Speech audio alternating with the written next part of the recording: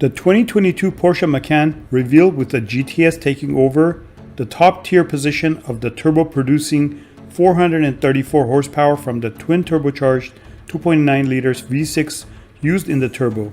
With the optional Sport Chrono Package fitted, Porsche says it reaches 60 miles per hour in 4.1 seconds, and flat out it goes 169 miles per hour.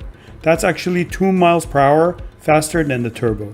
Performance is up for all Macan trim levels. The base Macan's turbocharged 2.0 liter 4-cylinder increases to 261 horsepower and 295 pound-feet of torque, while the Macan S takes the place of last year's GTS.